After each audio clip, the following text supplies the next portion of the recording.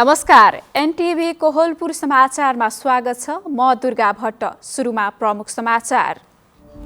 लुम्बिनी प्रदेश सरकारद्वारा प्रदेश सभामा वार्षिक नीति तथा कार्यक्रम प्रस्तुत। स्वास्थ्य क्षेत्र केन्द्रित कार्यक्रम प्राथमिकतामा।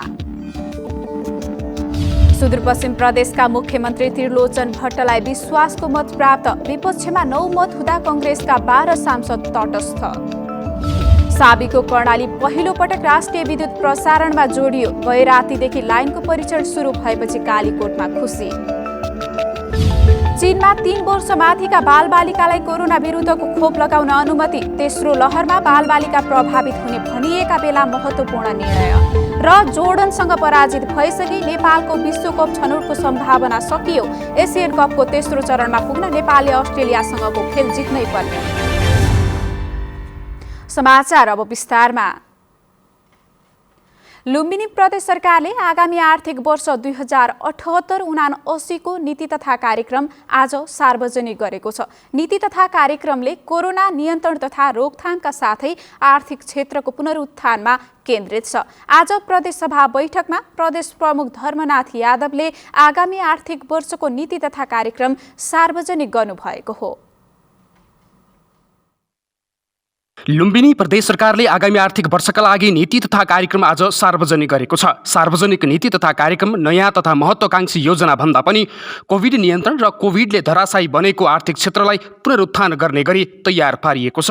नीति तथा कार्यक्रममा कोभिड-19 लगायतका महामारीमा स्वास्थ्य सेवालाई प्रभावकारी बनाउन पूर्वाधार औषधि, स्वास्थ्य उपकरणहरू र पर्याप्त जनशक्तिको व्यवस्था गर्ने, विशेषज्ञ चिकित्सक तथा स्वास्थ्य कर्मीहरूको प्रोत्साहन, अस्पतालमा पर्याप्त पूर्वाधार सहित विशेषज्ञ सेवा सञ्चालन, विस्तार र आकस्मिक स्वास्थ्य सेवालाई थप गुणस्तरीय बनाइने उल्लेख छ। आपतकालीन अवस्थाका गर्भवती महिलालाई निशुल्क एम्बुलेन्स सेवादेखि निशुल्क हवाई उद्धार, प्रदेशमा सुविधा सम्पन्न प्रसुति अस्पताल स्थापनाको सम्भाव्यता, नवजात शिशुका लागि NICU, प्रदेश अस्पतालका सबै अस्पतालहरूमा SDO स्थापना गरिने उल्लेख छ भने प्रदेशका आयुर्वेदिक स्वास्थ्य केन्द्र थप प्रभावकारी बनाइने भएको छ।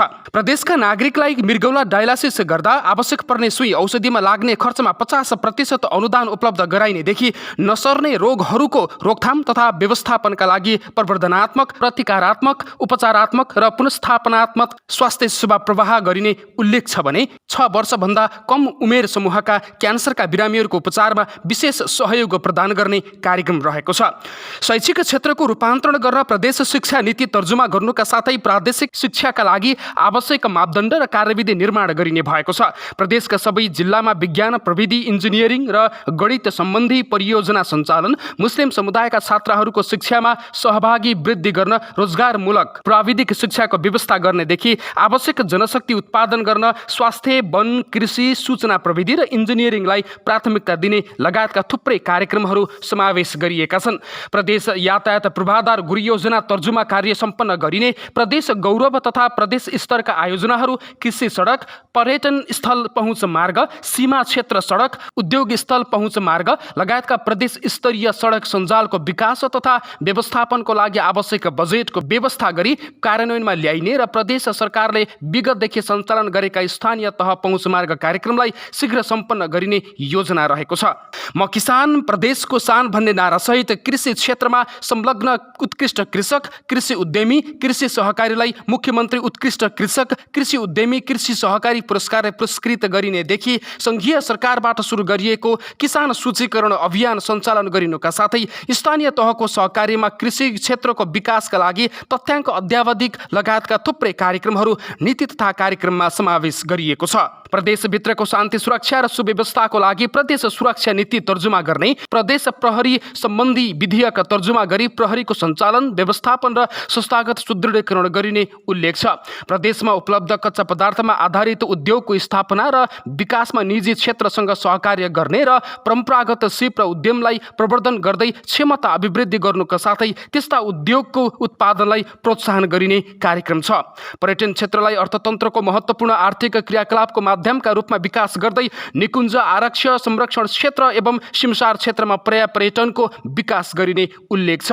यस्तै आर्थिक तथा सामाजिक रूपमा विपन्न घर परिवार र व्यक्तिहरूको गुणस्तर शिक्षा, रोजगार, स्वास्थ्य, स्वरोजगारी, सिप विकास र आय आर्जनका थुप्रै अवसर र सामाजिक संरक्षणका कार्यक्रमहरू नीति तथा कार्यक्रमहरूमा समावेश गरिएका छन्।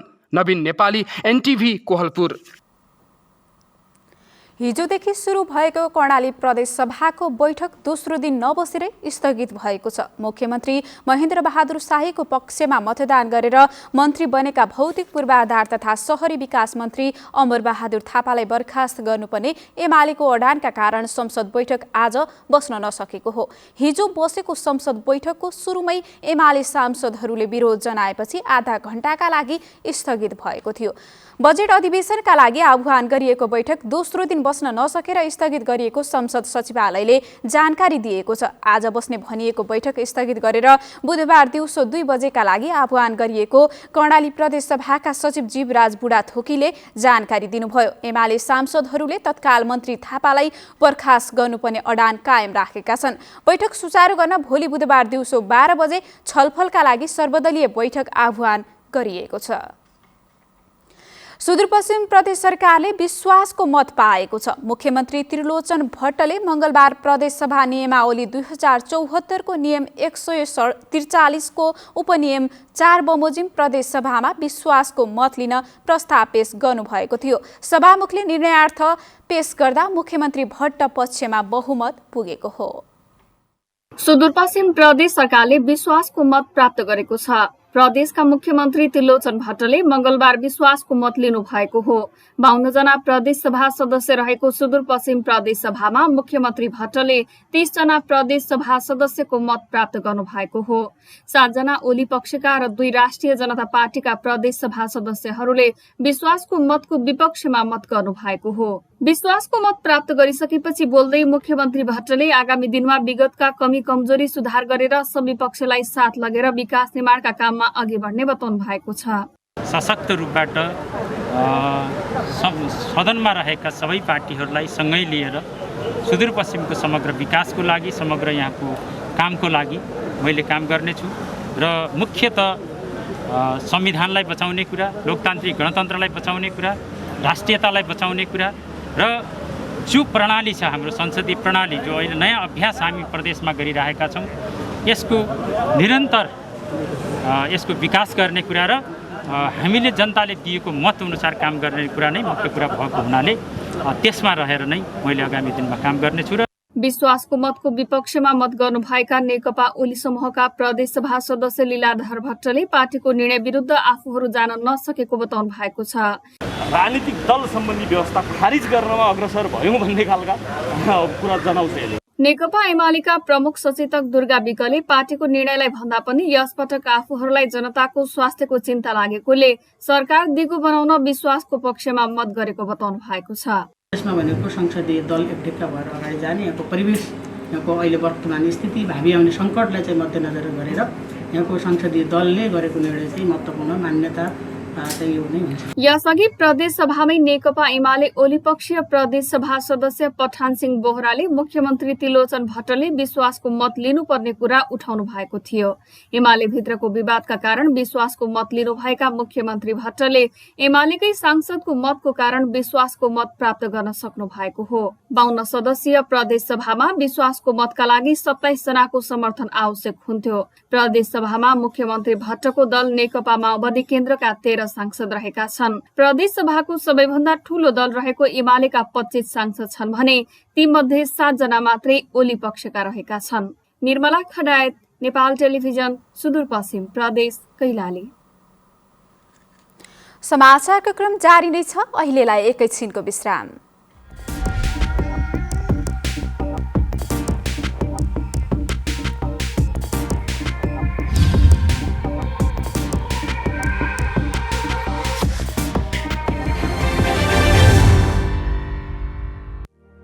यति बेला कोरोना भाइरसको नयाँ भेरिएन्ट फैलिँदो क्रममा छ। यो समयमा आफूलाई संक्रमण र यसको असरबाट कसरी बचाउन सकिन्छ? अत्यावश्यक काम बाहेक घर बाहिर नजाने, सामान किन्न जाँदा सुरक्षित भएर जाने, अत्यावश्यक काम परेर बाहिर जानु परेमा मास्क, स्यानिटाइजरको प्रयोग र भौतिक दूरी अनिवार्य पालना गर्ने, विदेशबाट वा जिल्ला बाहिरबाट आउनु भएको छ भने अनिवार्य होम क्वारेन्टाइन वा आइसोलेसनमा बस्ने, बजारबाट सामान किन्दा आफूलाई चाहिने जति मात्र किन्ने, अनावश्यक जोहो नगर्ने, कोरोना भाइरससँग सम्बन्धित सूचना वा सामग्रीको आधिकारिकता जाँचेर मात्र धारणा बनाउने, आधिकारिकता नभएका त्यस्ता सूचनाहरू सामाजिक सञ्जालमा सेयर तथा कमेन्ट नगर्ने। तपाईले लगाउनु भएको मास्कले मेरो सुरक्षा गर्छ, मैले लगाएको मास्कले तपाईको सुरक्षा गर्छ। त्यसैले मास्कको प्रयोग अनिवार्य गरौँ र कोरोना भाइरसबाट बचौँ र बचाऊ। नेपाल सरकार सञ्चार तथा सूचना प्रविधि मन्त्रालय। विश्रामपछि समाचारमा पुनः स्वागत छ। अब बाँकी समाचार। नेपालमा कोरोना भाइरसको संक्रमणबाट ज्यान गुमाउनेको संख्या 8,000 नाघेको छ। पछिल्लो 24 घण्टामा र सेनाले विभिन्न मितिमा व्यवस्थापन गरेका समेत गरी 108 जनाको मृत्यु भएसँगै संक्रमणबाट मृत्यु हुनेको संख्या 8,098 पुगेको स्वास्थ्य तथा जनसङ्ख्या मन्त्रालयले जनाएको छ। यस्तै पछिल्लो 24 घण्टामा 5,153 जनामा कोरोना संक्रमण पुष्टि भएको छ। 12,065 जनाको PCR परीक्षण गर्दा 3,870 जना र 5,611 जनाको एन्टिजेन परीक्षण गर्दा 1,283 जनामा संक्रमण पुष्टि भएको स्वास्थ्य तथा जनसङ्ख्या मन्त्रालयले जनाएको छ। यस्तै पछिल्लो 24 घण्टामा 6,570 जना निको भएसँगै निको हुनेको संख्या 5,04,530 पुगेको छ। यसैबीच संक्रमणको गति घट्दै गएपछि सरकारले निषेधाज्ञालाई बिस्तारै खुकुलो बनाउँदै लैजाने योजना अघि सार्ने भएको छ। गृह मन्त्रालयका अनुसार मुलुकभर जारी गरिएको निषेधको आदेश कार्यान्वयन र संक्रमणको अवस्थाबारे समीक्षा भइरहेको र त्यसैका आधारमा असारदेखि कसरी अघि बढ्ने भन्ने कुराको निर्क्योल हुने जनाइएको छ। गृह प्रवक्ता जनकराज दाहालले जिल्लाबाट रिपोर्टिङ लिने क्रम जारी रहेको जानकारी दिनुभयो। संक्रमण भन्दा निको हुने दर दोब्बर हुँदै गएको र मृत्युदर समेत न्यून भएकाले निषेधाज्ञामा केही खुकुलो गर्ने योजनाका साथ अहिले काम भइरहेको छ। अहिले कोरोनाको संक्रमण घट्दो क्रममा छ। यसलाई न्यूनीकरण गर्न लुम्बिनी प्रदेश सरकारले कसरी काम गर्दैछ भनेर आज हामीले प्रदेश सरकारका प्रवक्ता बैजनाथ चौधरीलाई सोधेका छौं। हेरौं आजको आवाजमा।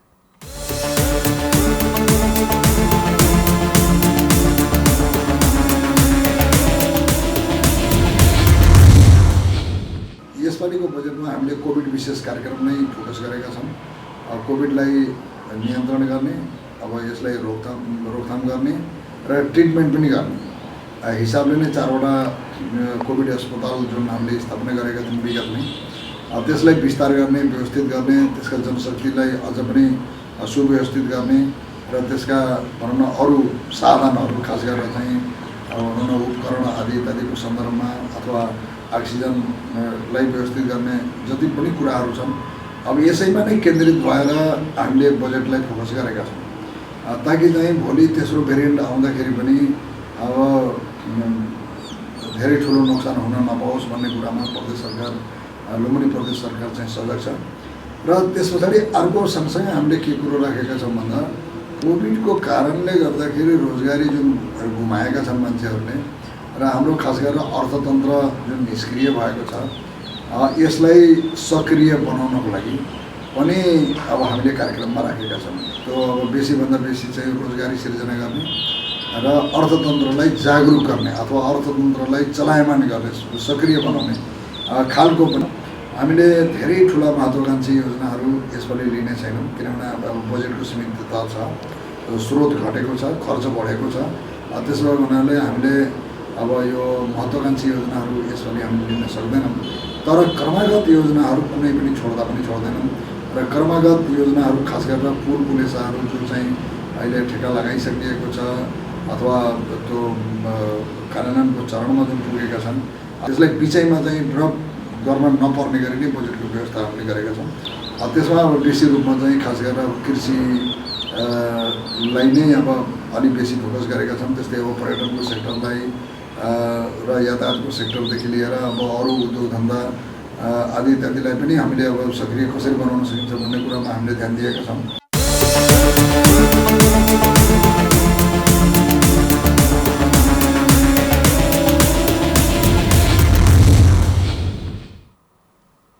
देशका विभिन्न स्थानमा आज 64 वर्ष उमेरका व्यक्तिलाई कोभिड-19 विरुद्धको चिनिया खोप भेरोसेलको पहिलो मात्रा दिन सुरु गरिएको छ। खोप लगाउन जाँदा उमेर खुलेको फोटो भएको सरकारी कागज लिएर जानुपर्नेछ। यदि यस प्रकारको कागज नभए वडासँग सम्पर्क गरेर सिफारिस लिएर जानुपर्नेछ। यसअघि कोभिडको संक्रमण भइसकेको भए 1 महिना पूरा भए मात्र खोप लगाउन, तोकेका दिनमा मात्र खोप लगाउन र पहिलो मात्राका लागि मात्र खोप केन्द्रमा जान भनिएको छ। सरकारले कोभिड विरुद्धको खोप कार्यक्रम अन्तर्गत पहिलो पटक महामारी नियन्त्रणका लागि अग्रपंक्तिमा खटिने पेसाकर्मी, दीर्घरोगी आदिलाई प्राथमिकताका आधारमा समूह विभाजन गरेर खोप दिँदै आएको छ।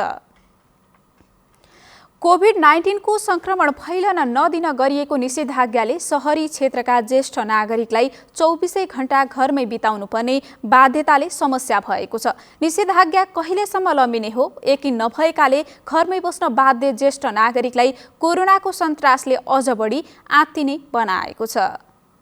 कोरोना रोकथाम तथा नियन्त्रणका लागि लागू गरिएको बन्दाबन्दीले ज्येष्ठ नागरिक घरभित्रै बस्न बाध्य भएका छन्। जतिसुकै उकुस मुकुस बनाए पनि महामारीका बेला आफ्नो ज्यान आफै बचाउनु नै उत्तम उपाय भएकाले घर आँगनमै बस्नु पर्नेमा जोड दिनुहुन्छ ज्येष्ठ नागरिक किरण शर्मा। जान त मन लाग्छ बाहिर, अब के गर्ने, हातखुट्टा दुख्छन्, कुजिन्छन्, हिँड्न मन लाग्छ। अब हामी हिँडिदियो भने अर्को पनि जान्छ, सरकारलाई रोक्न गाह्रो हुन्छ। त्यही हुनाले अब हामी घरै बसेर आफ्नो कामहरू सिक्न पर्यो, आफ्नो अनि धन्दा गर्न पर्यो, गर्न सकिन्छ घरै बसेर। ज्येष्ठ नागरिकलाई एकातर्फ कोरोनाको सन्तास छ भने अर्कोतिर साँगुरो घेरामा कैद भइरहेको महसुस भइरहेको छ। निषेधाज्ञाका बेला ज्येष्ठ नागरिकको दिनचर्यालाई सहज बनाउन परिवारका सदस्यले रचनात्मक क्रियाकलाप बढाउनु पर्ने मनोचिकित्सक डाक्टर सुशील समदर्शी बताउनुहुन्छ। खालका समस्या जस्तै निन्द्रा नपर्ने, आत्तिने, त्रसित हुने, हैन, योबाट चाहिँ उदासीपन र विभिन्न अन्य खालका मनोसामाजिक समस्याहरू निम्तिन सक्छन्। घरमा वृद्ध भनौँ न आमा बुवा कोही हुनुहुन्छ भने चाहिँ सर्वप्रथम हामीले उनीहरूको दिनचर्यालाई नै हामीले ध्यान दिनु पर्यो।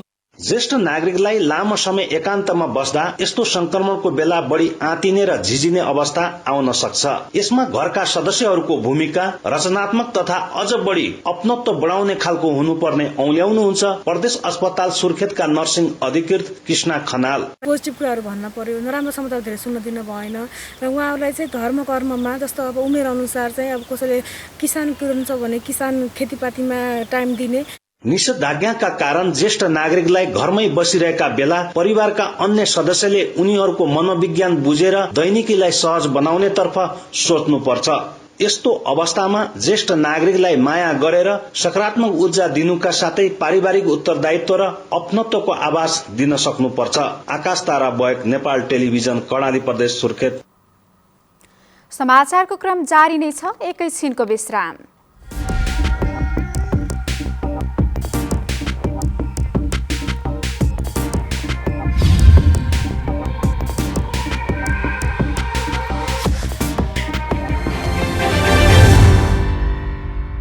के तपाईलाई थाहा छ?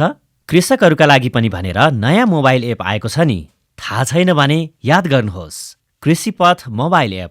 यस एपको प्रयोग गरी घरमै बसी कृषि सम्बन्धी ज्ञान लिनुका साथै बजारसँग पनि जोडिन सकिन्छ। यो मोबाइल एप्लिकेसन कसरी प्रयोग गर्ने त? एप आफ्नो मोबाइलमा राख्न मोबाइलको प्ले स्टोरमा जानुहोस्। अब तपाईको प्ले स्टोर यसरी खुल्छ। प्ले स्टोरको माथि सर्च गर्ने ठाउँ देखिन्छ। यहाँ तपाईले KRISHIPATH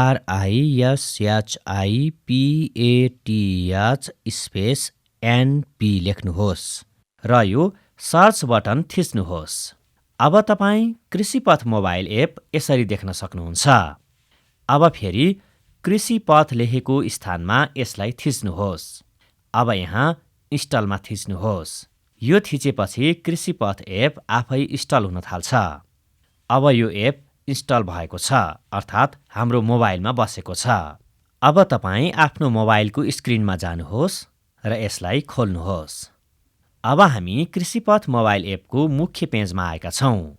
हामी पहिलो पटक यो एप प्रयोग गर्दैछौँ, यसकारण सर्वप्रथम रजिस्टर लेखेको बटनमा थिच्नुहोस्। रजिस्ट्रेसन गर्न यो फर्ममा आफ्नो जानकारी भर्नुहोस्।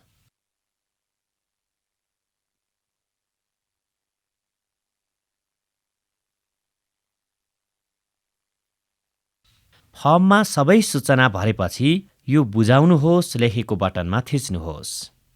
अब यो चलाउन सिकौँ। मोबाइलमा एप खोलेपछि यो लगइन बटनमा थिच्नुहोस्। अब यहाँ अघि राखेको मोबाइल नम्बर र पासवर्ड राखी लगइन थिच्नुहोस्। अब यो पूर्ण रूपमा खुलेको छ। यदि तपाईँ आफ्नो कृषि उत्पादन बिक्री गर्न चाहनुहुन्छ भने यो कृषि उत्पादनमा थिच्नुहोस् र बिक्री गर्ने सामानहरू अपलोड गरेर विवरण भर्नुहोस्।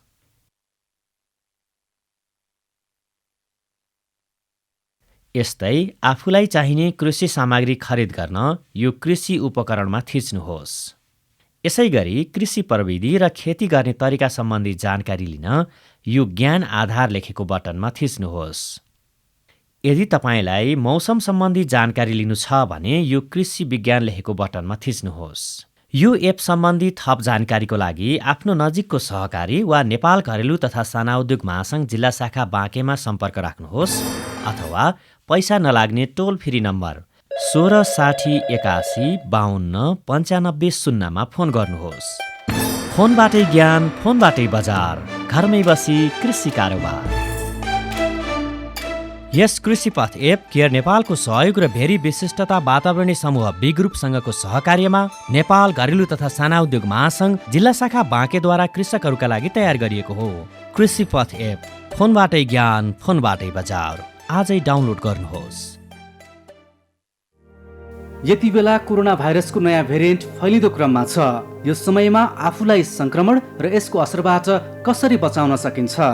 अत्यावश्यक काम बाहेक घर बाहिर नजाने, सामान किन्न जाँदा सुरक्षित भएर जाने, अत्यावश्यक काम परेर बाहिर जानु परेमा मास्क, सेनिटाइजरको प्रयोग र भौतिक दूरी अनिवार्य पालना गर्ने, विदेशबाट वा जिल्ला बाहिरबाट आउनु भएको छ भने अनिवार्य होम क्वारेन्टाइन वा आइसोलेसनमा बस्ने, बजारबाट सामान किन्दा आफूलाई चाहिने जति मात्र किन्ने, अनावश्यक जोहो नगर्ने, कोरोना भाइरससँग सम्बन्धित सूचना वा सामग्रीको आधिकारिकता जाँचेर मात्र धारणा बनाउने, आधिकारिकता नभएका त्यस्ता सूचनाहरू सामाजिक सञ्जालमा सेयर तथा कमेन्ट नगर्ने। तपाईले लगाउनु भएको मास्कले मेरो सुरक्षा गर्छ, मैले लगाएको मास्कले तपाईको सुरक्षा गर्छ। त्यसैले मास्कको प्रयोग अनिवार्य गरौँ र कोरोना भाइरसबाट बचौँ र बचाऊ। नेपाल सरकार, सञ्चार तथा सूचना प्रविधि मन्त्रालय। तपाईँ एनटिभी कोहलपुर हेर्दै हुनुहुन्छ। अब बाँकी समाचार। साबिकको कर्णाली पहिलो पटक राष्ट्रिय विद्युत प्रसारणमा जोडिएको छ। गै रातिदेखि कालीकोटमा राष्ट्रिय प्रसारण लाइन पुगे लगतै साबिकको कर्णाली केन्द्रीय प्रसारणसँग जोडिएको हो। दैलेखको दुल्लु नगरपालिकाबाट 11 केबी विद्युत लाइन विस्तार भएसँगै कालीकोट राष्ट्रिय प्रसारणमा जोडिएको प्राधिकरण कालीकोट वितरण केन्द्रका प्रमुख मेघराज जोशीले जानकारी दिनुभयो। कर्णाली प्रदेशका मुख्यमन्त्री महेन्द्र बहादुर शाहीले ऊर्जा मन्त्रीको पदभार ग्रहण गरे लगतै साबिकको कर्णालीका 5 जिल्लामा विद्युतको राष्ट्रिय प्रसारण लाइन जोड्ने पहिलो निर्णय गर्नुभएको थियो। योजनाले झण्डै 4 वर्षपछि मूर्त रूप लिएको छ। यसअघि कालीकोटको मानमा बजार क्षेत्र र आसपासमा जेनेरेटरबाट विद्युत वितरण गरिँदै आएको थियो। राष्ट्रिय प्रसारण जोडिएसँगै कालीकोटमा लोडसेडिङको अन्त्य भएको बताइएको छ। कर्णालीका मुगु, जुम्ला, हुम्ला र डोल्पामा अझै राष्ट्रिय विद्युत लाइन पुगेको छैन। अब अन्तर्राष्ट्रिय समाचार।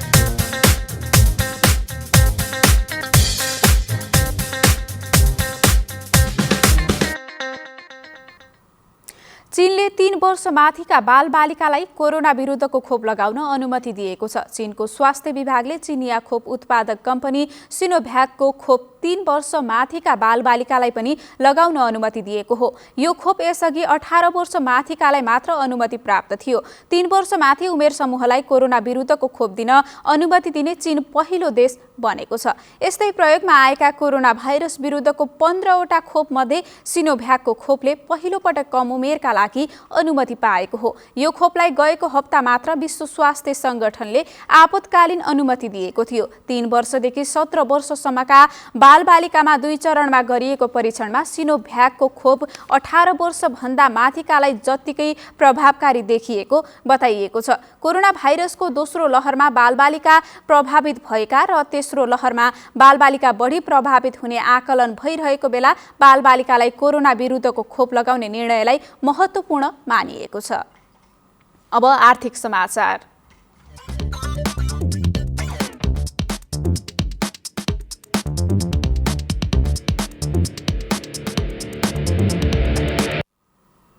नेपाली बजारमा आज सुनको मूल्य 300 रुपैयाँले बढेको छ भने चाँदी पनि 5 रुपैयाँले बढेको छ। हिजो प्रतितोला 93,800 रुपैयाँमा कारोबार भएको छापावाल सुन आज 300 रुपैयाँले बढेर 94,100 रुपैयाँ कायम भएको छ। तेजाबी सुन पनि 300 रुपैयाँले बढेर प्रतितोला 93,600 रुपैयाँ कायम भएको छ।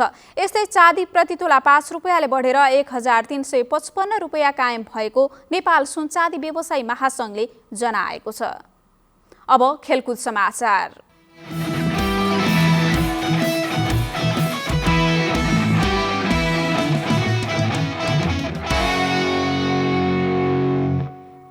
विश्वकप तथा एसियन कप फुटबल छनौट खेलमा नेपाल जोर्डनसँग पराजित भएको छ। कुवेतको जाबेर अल अहमद अन्तर्राष्ट्रिय मैदानमा भएको खेलमा नेपाल जोर्डनसँग 3-0 गोलले पराजित भएको हो। यसअघि गएको अक्टोबरमा पहिलो चरणको खेलमा घरेलु मैदानमा पनि जोर्डनले नेपाललाई 3-0 गोलले नै हराएको थियो। हारसँगै नेपालको विश्वकप छनौटको सम्भावना सकिएको छ। एसियन कप छनौटको तेस्रो चरणमा पुग्ने आशा भने गणितीय रूपमा कायमै रहेको छ। एसियन कपको तेस्रो चरणमा पुग्न नेपालले आउँदो शुक्रबार अस्ट्रेलियासँगको खेल जित्नै पर्ने हुन्छ।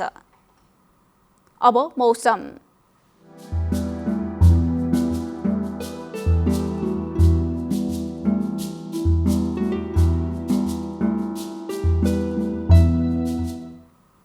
हाल देशमा पश्चिमी वायु, पूर्वीय वायु र स्थानीय वायुको मिश्रित प्रभाव रहेको छ, जसका कारण प्रदेश 1 को पहाडी भूभाग लगायत प्रदेश 2, बागमती प्रदेश, लुम्बिनी प्रदेश र गण्डकी प्रदेशमा आंशिकदेखि सामान्य बदली रही थोरै स्थानमा हल्कादेखि मध्यम वर्षा भइरहेको छ।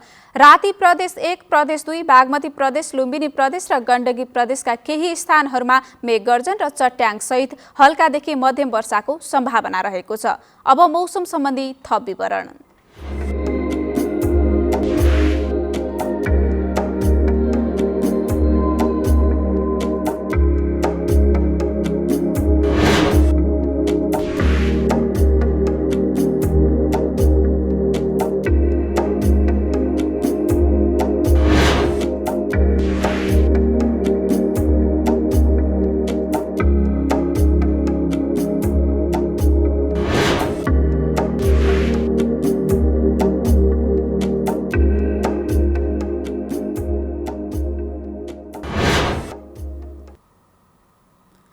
समाचारको अन्त्यमा प्रमुख समाचार पुनः एकपटक।